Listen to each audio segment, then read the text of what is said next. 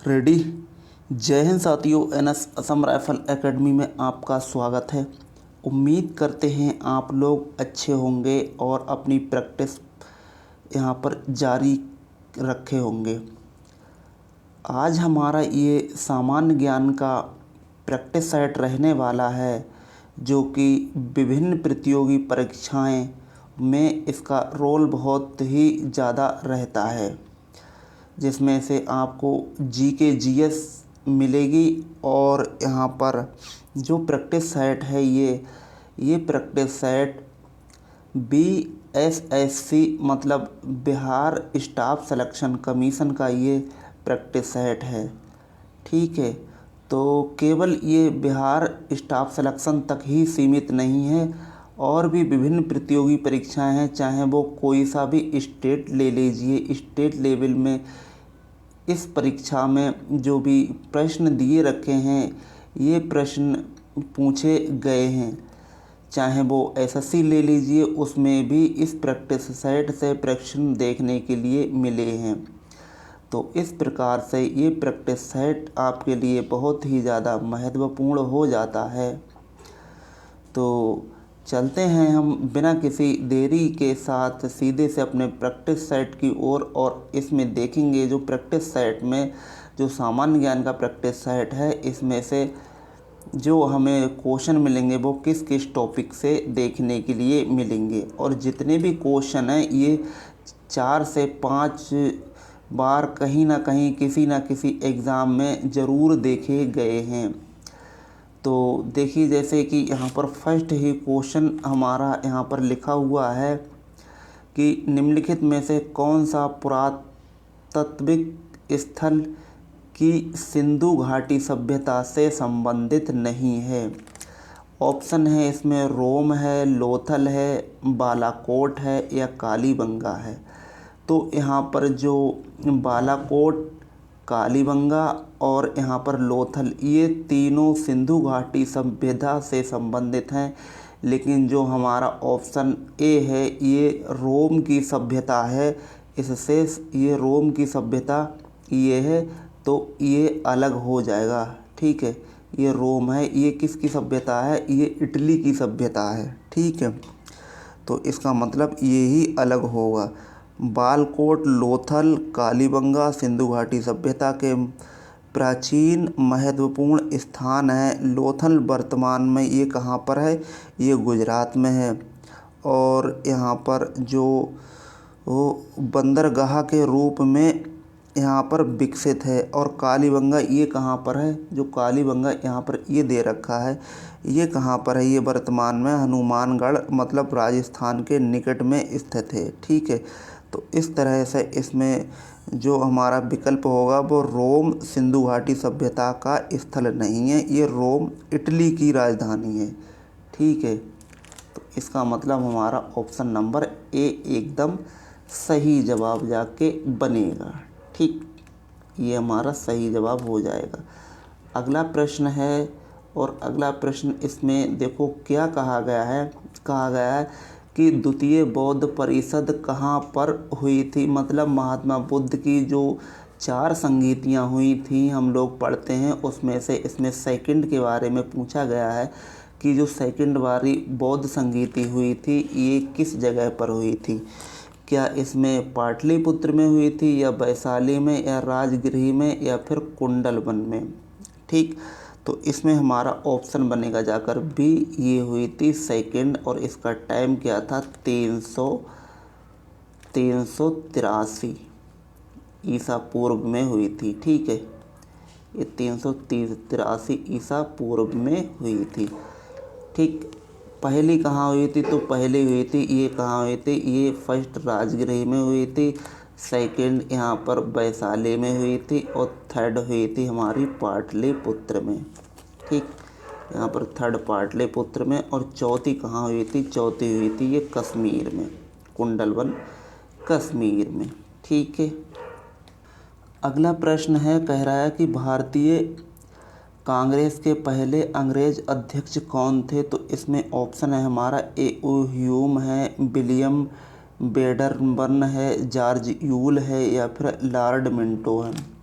तो यहाँ पर जो भारतीय राष्ट्रीय कांग्रेस के पहले अंग्रेज अध्यक्ष थे ये कौन थे? ये थे George Yule. Option number B एकदम सही जवाब जाके बन जाएगा। ठीक है, इनका जो समय था वो था 1888 और अधिवेशन यहाँ पर इलाहाबाद का था, इलाहाबाद। ठीक है, तो इसमें हमारा ऑप्शन जाकर बी एकदम सही जवाब बन जाएगा। अगला प्रश्न है, स्वतंत्रता प्राप्ति से पहले पूर्व भारत में आए ब्रिटिश कमीशनों में से श्वेत कमीशन किसे कहा जाता है? तो इसमें ऑप्शन है, साइमन कमीशन के लिए श्वेत कमीशन कहा जाता है, या चेम्सफोर्ड कमीशन के लिए कहा जाता है, या फिर मिंटो कमीशन के लिए कहा जाता है, या क्रिप्स मिशन के लिए कहा जाता है।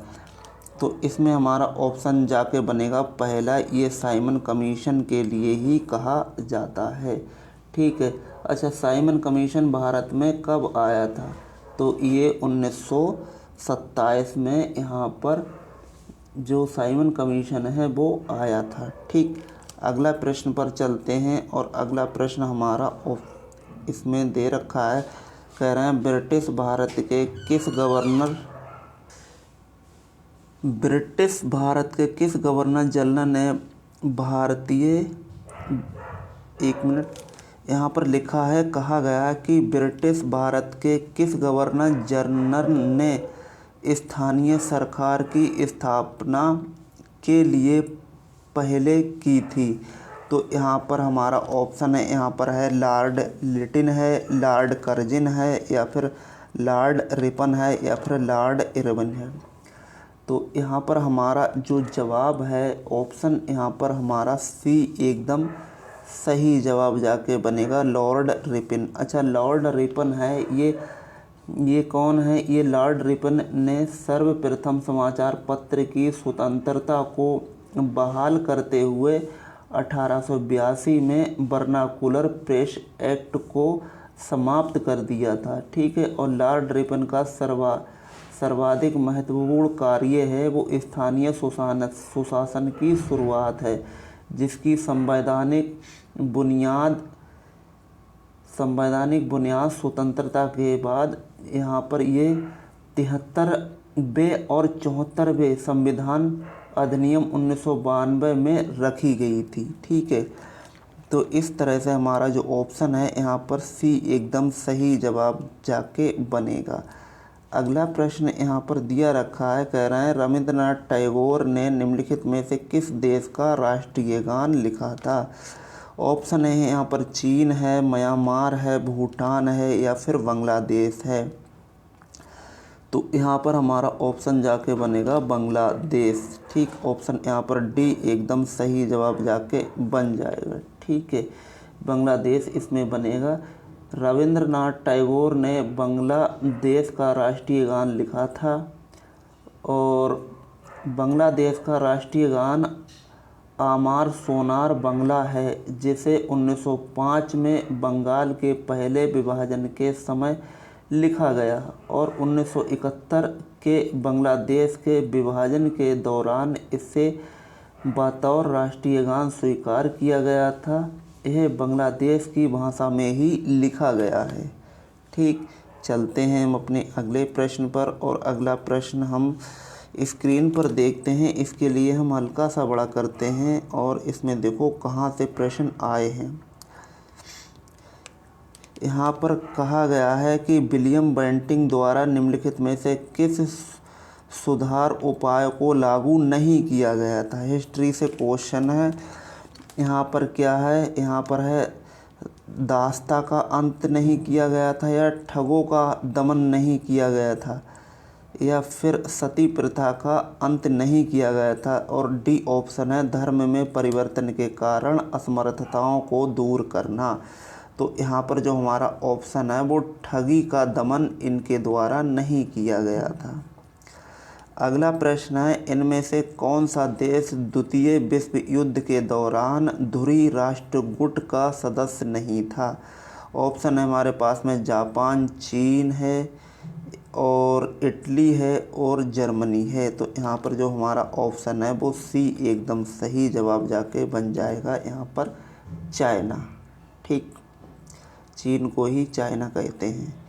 अगला प्रश्न है, कहा गया है शिकागो में 1893 में विश्व धर्म संसद में किसने भाग लिया था? तो यहाँ पर ऑप्शन है राजा राम मोहन राय हैं, या फिर दयानंद सरस्वती हैं, या फिर रामकृष्ण परमहंस हैं, या फिर स्वामी विवेकानंद हैं।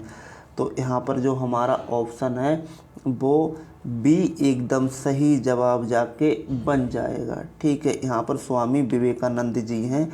इन्होंने 1893 में विश्व धर्म संसद में भाग लिया था। ठीक है, शिकागो में 1883 में विश्व धर्म सम्मेलन में विवेकानंद जी ने भाग लिया था। स्वामी विवेकानंद ने भाषण की शुरुआत जो अमेरिका में की थी, उसमें सबसे पहले इन्होंने क्या बोला था कि भाइयों बहनों से स्टार्ट किया था, जिसके कारण इनके लिए तालियां बजाई गई थी। तो ये हमारे लिए कितने गर्व की बात है ना। अगला प्रश्न कहा गया है कि डैश को संविधान सभा का उपाध्यक्ष चुना गया था। तो इसमें किसके लिए संविधान सभा का उपाध्यक्ष चुना गया था?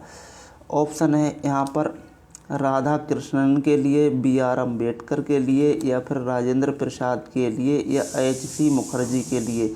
तो यहाँ पर जो हमारा ऑप्शन है वो डी एकदम सही जवाब जाके बन जाएगा, HC मुखर्जी। यहाँ पर जो हमारा ऑप्शन है ये एकदम सही रहेगा। HC मुखर्जी का मतलब होता है यहाँ पर हरेंद्र कुमार मुखर्जी। ठीक, अगला प्रश्न देखते हैं, और अगला प्रश्न हमारा क्या रहने वाला है। इसमें कहा गया है कि डैश को भारत के संविधान का वास्तुकार माना जाता है। तो यहाँ पर किसके लिए संविधान का वास्तुकार माना जाता है? जवाहरलाल नेहरू के लिए, बाल गंगाधर तिलक के लिए, या BR अम्बेडकर के लिए, या C राजगोपालाचारी के लिए। यहाँ पर हमारा ऑप्शन होगा BR अम्बेडकर। ठीक है, ऑप्शन नंबर C एकदम सही जवाब जाके बन जाएगा। अगला प्रश्न देखते हैं, और अगला प्रश्न हमारा स्क्रीन पर प्रश्न नंबर 12 इसमें दे रखा है। 1 मिनट, यहाँ पर दे रखा है, ये भी देखिए कहाँ से प्रश्न आया हुआ है। यहाँ पर कहा गया कि भारतीय संविधान में कानून बनाने की निर्धारित प्रक्रिया काफ़ी हद तक डैश के संविधान द्वारा प्रभावित है। क्या दक्षिण अफ्रीका का संविधान है उसके, या फिर जर्मनी है उसके, या फिर जापान है उसके, या फिर संयुक्त राज्य अमेरिका है उसके? तो यहाँ पर हमारा जो ऑप्शन है वो डी एकदम सही जवाब जाके बनेगा। जो काफ़ी हद तक है वो संयुक्त राज्य अमेरिका USA से यहाँ पर प्रभावित है। ठीक है, अगला प्रश्न देखते हैं, और अगला प्रश्न है हमारा प्रश्न नंबर 13। कहा गया है निम्नलिखित में से किसे राज्य के नीति निर्देशक तत्वों की सूची में सम्मिलित नहीं किया जाता है? ऑप्शन है हमारे पास में धार्मिक अधिकार है, विश्व शांति का प्रचार करना, या फिर ग्राम पंचायत को सहायता करना, या फिर मुक्त शिक्षा के लिए अधिकार। तो जो हमारा ऑप्शन यहाँ पर नीति निर्देशक तत्व के बारे में यहाँ पर पूछा गया है, तो इस तरह से हमारा जो ऑप्शन है इसमें वो ए एकदम सही जवाब हो जाएगा। धार्मिक अधिकार ये हमारा नीतिक निर्देशक तत्व के अंतर्गत नहीं आता है, ये हमारा क्या है, ये है हमारा मूल अधिकार के अंतर्गत आता है। ठीक, अगला प्रश्न देखते हैं, और अगला प्रश्न क्या है, इसमें बोला गया है कि निम्नलिखित में से कौन सा भारत में मौलिक अधिकार नहीं है? तो यहाँ पर मौलिक अधिकार नहीं है। अब यहाँ पर देखना है कि इसमें समानता का अधिकार, तो ये तो भाई है समानता का अधिकार, ये तो मौलिक अधिकार के अंतर्गत आता है। अगला है शिक्षा का अधिकार, तो भाई ये भी हमारे मौलिक अधिकार के अंतर्गत आता है, ये भी आता है, ये भी आता है। यहाँ पर लिखा गया काम करने का अधिकार, तो भाई ये ही हमारा ऑप्शन है, ये जाके बन जाएगा, जो कि ये हमारा मौलिक अधिकार के अंतर्गत नहीं आता है। ठीक है, ऑप्शन नंबर बी एकदम सही जवाब जाके बन जाएगा। अगला देखिए यहाँ पर धार्मिक स्वतंत्रता का अधिकार, तो ये भी हमारा एक अधिकार है। अगला प्रश्न है, कह रहा है कि भारत का प्रधानमंत्री बनने के लिए जो आयु सीमा है वो क्या होनी चाहिए। तो यहाँ पर जो हमारे संविधान के अंतर्गत अगर देखा जाए तो यहाँ पर जो प्रधानमंत्री बनने की एज क्राइटेरिया है वो 25 वर्ष रखी गई है। ऑप्शन नंबर सी एकदम सही जवाब जाके बनेगा। ठीक है, अगला प्रश्न देखते हैं। अगला प्रश्न में कहा गया है कि लोकसभा का प्रथम अधिवेशन किस वर्ष आयोजित किया गया था।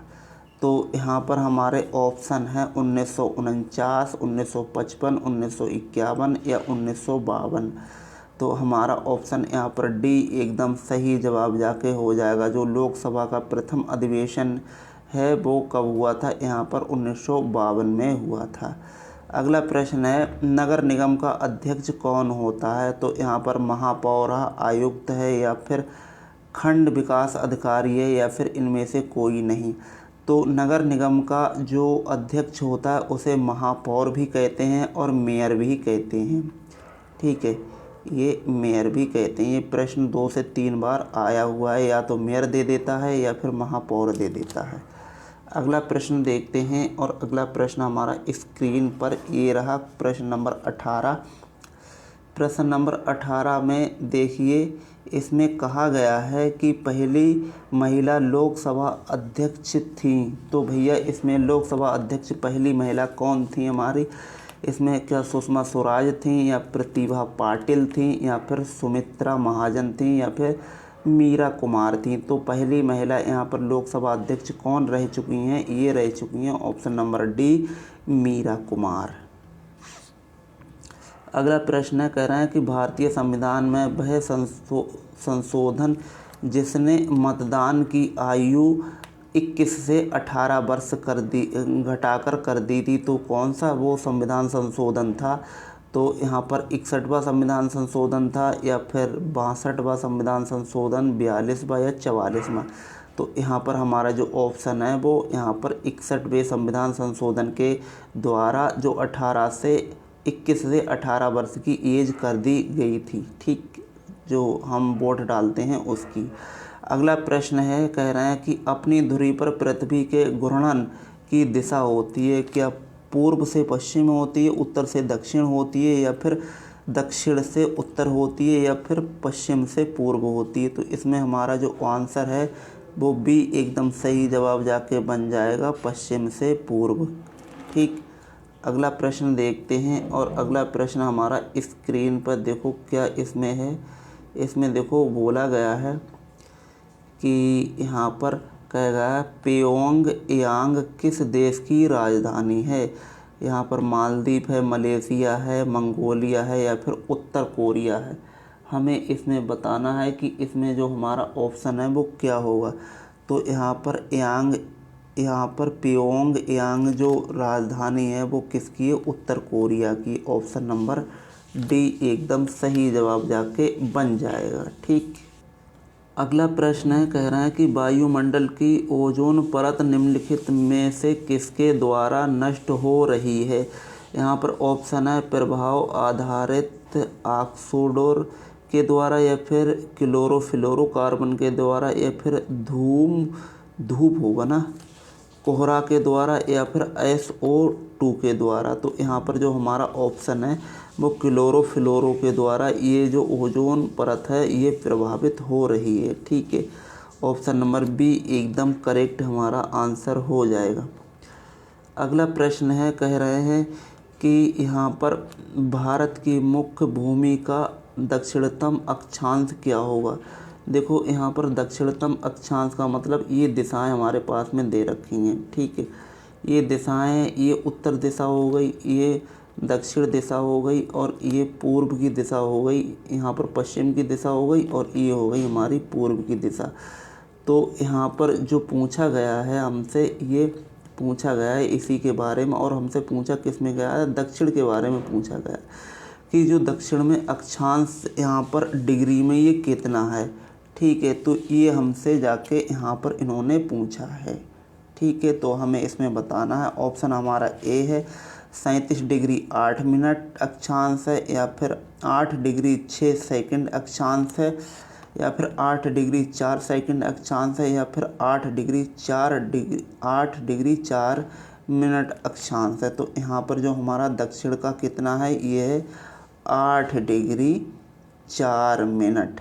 ठीक है, अक्षांश यहाँ पर है। ठीक, और वो जो उत्तर का है वो कितना है हमारा, उत्तर का हमारा यहाँ पर रहेगा, यहाँ पर कितना है, उत्तर का है हमारा 37 डिग्री, यहाँ पर 37 डिग्री और 6 मिनट।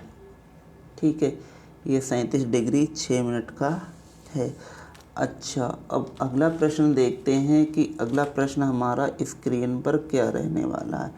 अगला प्रश्न को देखिए, हल्का सा अगर हम इसके लिए बड़ा करें तो यहाँ पर देखो कहा गया है कि भारतीय हिमालयी क्षेत्र की सबसे ऊंची चोटी पूछ रहा है।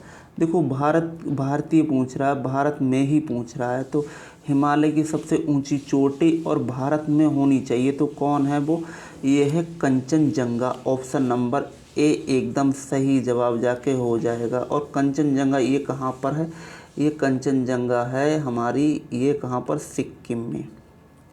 ठीक, ऑप्शन यहाँ पर फर्स्ट ही हमारा सही जाके बनेगा।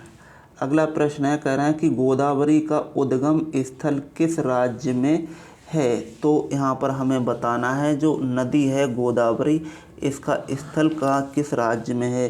यहाँ पर है मध्य प्रदेश है, छत्तीसगढ़ है, या महाराष्ट्र है, या फिर उड़ीसा है। तो गोदावरी नदी कहाँ से निकलती है, ये निकलती है महाराष्ट्र से। ऑप्शन नंबर सी एकदम सही जवाब जाके बनेगा।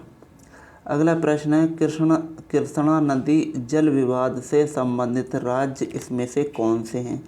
यहाँ पर है महाराष्ट्र, कर्नाटक, तमिलनाडु। अगला क्वेश्चन है, अगला ऑप्शन है इसमें महाराष्ट्र, आंध्र प्रदेश, तमिलनाडु। तीसरा ऑप्शन है यहाँ पे महाराष्ट्र, आंध्र प्रदेश और कर्नाटक। और चौथा ऑप्शन है इसमें केरल, कर्नाटक और तमिलनाडु। ठीक है, तो इसमें जो हमारा ऑप्शन है वो सी एकदम सही जवाब हो जाएगा। ये कृष्णा जो नदी है इसका विवाद है, 3 राज्यों में है, ये पानी के ऊपर विवाद है, महाराष्ट्र, आंध्र प्रदेश और कर्नाटक में है।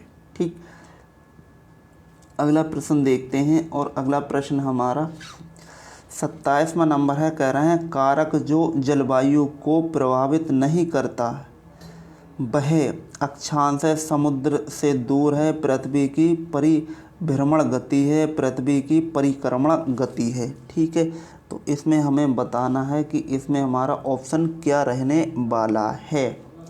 तो यहाँ पर हमारा जो ऑप्शन बनेगा वो डी एकदम सही जवाब जाके बन जाएगा, पृथ्वी का परिभ्रमण गति। ऑप्शन नंबर डी एकदम सही जवाब जाके हो जाएगा। पृथ्वी की परिभ्रमण गति जलवायु को प्रभावित नहीं करती है। अक्षांश समुद्र से दूरी और पृथ्वी की परिक्रमण गति जलवायु को प्रभावित करती है। अगला प्रश्न है, कह रहे हैं कि काली मिट्टी को भी कहा जाता है डैश में, इसमें बताना है क्या रेगुर मिट्टी कहा जाता है, या ह्यूमस कहा जाता है, या बांगर कहा जाता है, या क्रिस्टलीय मिट्टी कहा जाता है। तो काली मिट्टी के लिए साहब यहाँ पर रेगुर मिट्टी के नाम से भी जाना जाता है, जो कि गुजरात, महाराष्ट्र के इलाके में देखने के लिए मिलती है, और ये मिट्टी मेघालय में भी देखने के लिए मिलती है। ठीक है, अगला प्रश्न देखते हैं। अगला प्रश्न 29 नंबर प्रश्न में है, कह रहा है कि अलग अलग किस्म की फसलों को उसी ज़मीन पर बारी बारी से उगाना तकनीकी रूप से कहलाता है। क्या कहलाता है, क्या फसल प्रत्यावर्तन कहलाता है, या शुष्क मिट्टी कहलाता है, या फिर फसल परिक्रमा कहलाता है, या फसल बदलना कहलाता है। तो यहाँ पर ऑप्शन हमारा फर्स्ट ही एकदम सही जवाब जाके बनेगा, फसल प्रत्यावर्तन। ठीक, अगला प्रश्न देखते हैं, और अगला प्रश्न हमारा स्क्रीन पर ये रहा। क्वेश्चन नंबर यहाँ पर 30 है, और इसमें देखिए क्या यहाँ पर हमसे पूछा गया है। यहाँ पर देखो कहा गया है कि निम्नलिखित राज्यों में से किसकी सबसे कम जनसंख्या है, जनसंख्या के मामले में यहाँ पर पूछा गया है। तो देखो सबसे कम जनसंख्या क्या सिक्किम में है, मिजोरम में है, या फिर त्रिपुरा है या फिर नागालैंड। तो सबसे जो कम जनसंख्या है वो सिक्किम की है, ठीक है। और सबसे अधिक अगर जनसंख्या पूछी जाए तो ये हमारे उत्तर प्रदेश की है, ठीक है। सबसे कम जनसंख्या सबसे अधिक जनसंख्या उत्तर प्रदेश की और सबसे कम जनसंख्या यहाँ पर सिक्किम की है। और ये आपसे पूछा जाए कि जनसंख्या घटी किस राज्य में है, तो वो राज्य हो जाएगा हमारा ये नागालैंड, ठीक। अगला प्रश्न देखते हैं, कह रहे हैं कि किस अर्थशास्त्री के अनुसार अर्थशास्त्र मनुष्य के भौतिक कल्याण का अध्ययन करता है। मार्शल हैं, पिंगू हैं, रॉबिन्स हैं या फिर एडम स्मिथ हैं। तो यहाँ पर हमारा ऑप्शन जाकर सी एकदम सही जवाब जाके बन जाएगा, एडम स्मिथ। ये एक बहुत बड़े अर्थशास्त्री थे। अगला प्रश्न है, व्यष्टि अर्थशास्त्र का संबंध किससे है। यहाँ पर व्यक्तिगत आर्थिक एजेंटों के व्यवहार से है या संपूर्ण अर्थव्यवस्था की समझ से है या फिर ए और बी दोनों हैं। तो यहाँ पर हमारा ऑप्शन सी एकदम सही जवाब जाके हो जाएगा, ए और बी इसमें दोनों ही ऑप्शन जाके हो जाएंगे, ठीक है। अगला प्रश्न है, दुधवा नेशनल पार्क ये किस स्टेट में पड़ता है। बिहार है, मध्य प्रदेश है, झारखंड है, उत्तर प्रदेश है। तो यहाँ पर ऑप्शन हमारा सी एकदम सही जवाब होगा, ये हमारा उत्तर प्रदेश में है दुधवा नेशनल पार्क। अगला प्रश्न है, कह रहे हैं किसने गार्डन सिटी का सिद्धांत विकसित किया था। तो यहाँ पर जो हमारा ऑप्शन है वो है एबेनेजर हावर्ड हैं, चार्ल्स डिकेन्स हैं या फिर एंड्रयू मील्स हैं या फिर थॉमस हार्डो हैं। तो इसमें हमें बताना है कि हमारा इसमें क्या ऑप्शन होगा। तो इसमें हमारा जो ऑप्शन है वो पहला एकदम सही जवाब जाके बन जाएगा, एबेनेजर हावर्ड। अगला प्रश्न है, कह रहे हैं अंतर्राष्ट्रीय साक्षरता दिवस प्रत्येक के किस दिन मनाया जाता है। प्रत्येक वर्ष में ये किस दिन मनाया जाता है। तो यहाँ पर 8 मार्च है, 8 सितंबर है, 18 सितंबर है या फिर 18 मार्च है। तो जो हमारा अंतर्राष्ट्रीय साक्षरता दिवस है ये 8 सितंबर को मनाया जाता है, ठीक है। अगला प्रश्न देखते हैं और अगला प्रश्न हमारा स्क्रीन पर ये रहा। इसमें देखिए क्या इसमें पूछा गया है। 1 मिनट इसके लिए हम चेक करते हैं कि इसमें क्या दे रखा है ना। ऑप्शन तो इसमें क्वेश्चन तो पूछा ही नहीं गा, कोई बात नहीं, अगला देखते हैं। इसमें कहा गया है कि पौधों में पानी और पोषक तत्वों के परिवहन के लिए संवाहिनी डैश ऊतक को कहा जाता है। इसमें क्या कहा जाता है, जाइलम है, फ्लोइम है या फिर कोलेन फाइमा है या फिर सुकोरेन काइमा है। तो यहाँ पर ऑप्शन हमारा जाकर बनेगा सी, यहाँ पर जाइलम कहा जाता है। ऑप्शन नंबर सी एकदम सही जवाब। अगला प्रश्न है, कह रहा है अम्लीय जठर रस किसके द्वारा स्रावित होता है। अम्लीय जठर रस है ये किसके द्वारा होता है। तो इसमें ऑप्शन है हमारा मुख गुहा के द्वारा है या मलाशय के द्वारा है या फिर आमाशय के द्वारा है या फिर अग्नाशय के द्वारा है। तो यहाँ पर हमारा आंसर बनेगा जाकर डी, आमाशय के द्वारा, ठीक। अगला प्रश्न है, कह रहे हैं कि श्वेत रक्त कणिकाओं का क्या मुख्य कार्य होता है। जो श्वेत रक्त कणिकाएँ होती हैं हमारे शरीर में, उनका जो कार्य है वो क्या होता है। यहाँ पर है पोषक तत्वों का संवाहन करना या फिर संक्रमण से लड़ना या फिर ऑक्सीजन का वहन करना या फिर यहाँ पर जो लास्ट में ऑप्शन है यहाँ पर कह रहे हैं बल प्रदान करना। तो यहाँ पर जो हमारा ऑप्शन जाके बनेगा बी, यहाँ पर संक्रमण से लड़ना, ठीक है। ये होता है इसका कार्य, ठीक, श्वेत रक्त कणिकाओं का। अगला प्रश्न है, कह रहे हैं प्रत्येक वक्र किन लाखों छोटी नलिकाओं से बना होता है। मेडुला से या फिर ग्लोमेरुल से है या फिर यहाँ पर बलकोट कार्टेक्स से है या फिर वक्राणु नेफ्रॉन्स से। तो यहाँ पर ऑप्शन हमारा डी एकदम सही जवाब जाके बन जाएगा, ठीक। अगला प्रश्न है, यहाँ पर कह रहे हैं कि घेंगा डैश की कमी से होता है। घेंगा जो होता है वो किसकी कमी से होता है? नमक है, पोटेशियम है, विटामिन बी है या फिर आयोडीन है। तो जो घेंगा रोग है वो आयोडीन की कमी से होता है। अगला प्रश्न है, कह रहे हैं मानव शरीर का कौन सा अंग इंसुलिन पैदा करता है? यहाँ पर है यकृत है, तिल्ली है, पित्ताशय है या फिर यहाँ पर जो हमारा ऑप्शन है वो अग्नाशय है। हमें इसमें बताना है कि जो मानव शरीर का कौन सा अंग है जो कि इंसुलिन पैदा करता है, इसमें हमें बताना है। तो इसमें हमारा जो आंसर बनेगा वो बी एकदम सही जवाब जाके बन जाएगा अग्नाशय। अगले प्रश्न पर चलते हैं और अगला प्रश्न हमारा स्क्रीन पर दे रखा है। हल्का सा इसे भी हम बड़ा करेंगे और देखिए इसमें पूछा गया है हमसे, यहाँ पर देखिए एड्स के बारे में पूछा गया है। एड्स से क्वेश्चन है, कह रहे हैं कि एड्स क्या है? या ये आँखों का संक्रमण रोग है या फिर एड्स की औषधि है या फिर यहाँ पर घातक मृत्यु रोग है या फिर कैंसर का प्रकार है। तो यहाँ पर जो हमारा ऑप्शन है वो एक घातक बीमारी है, एड्स। ठीक है, ये हमारा जाकर सही आंसर हो जाएगा। अगला प्रश्न है, यहाँ पर कह रहा है नील हरित शैवाल मृतजीवी हैं, स्वयंपोषी हैं, परजीवी हैं, पूर्ण भोजी हैं। तो यहाँ पर जो हमारा ऑप्शन है वो सी एकदम सही जवाब जाके बन जाएगा, स्वयंपोषी। अगला प्रश्न है, निम्नलिखित में से किसको दुग्ध शर्करा भी कहा जाता है? तो यहाँ पर ग्लूकोज है, सुक्रोज है या फिर माल्टोज है या फिर लैक्टोज है।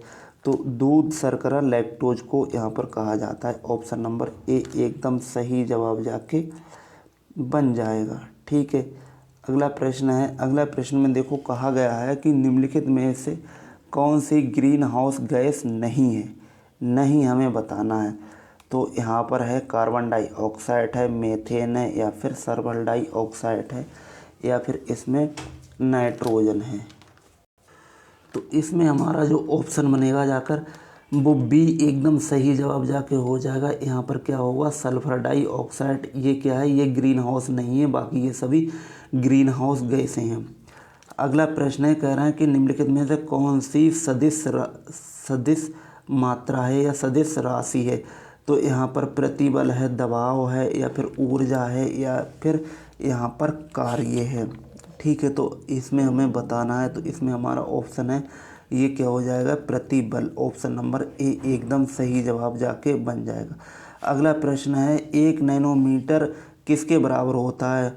1 × 10⁻12 मीटर के या फिर 1 × 10⁻9 यहाँ पर एम है या फिर यहाँ पर 1 × 10⁸ एम है या फिर 1 × 10⁻9 है। तो यहाँ पर 1 नैनोमीटर का मतलब होता है ये 1 × 10⁻12 मीटर। ऑप्शन नंबर सी यहाँ पर ऑप्शन नंबर ए एकदम सही जवाब जाके बन जाएगा। ठीक है, तो ये रहे आज के हमारे प्रश्न। इसमें 50 प्रश्न थे इस प्रैक्टिस सेट में, जो कि ये आपको किसी न किसी परीक्षा में देखने के लिए आगे मिल सकते हैं। ठीक है, और बाकी आप इसी तरह के क्वेश्चनों को और चाहते हैं तो आप कमेंट बॉक्स में ज़रूर बताइएगा, जिससे हम और आपके लिए सामान्य ज्ञान के जो प्रैक्टिस सेट हैं वो आपके लिए करा सकें।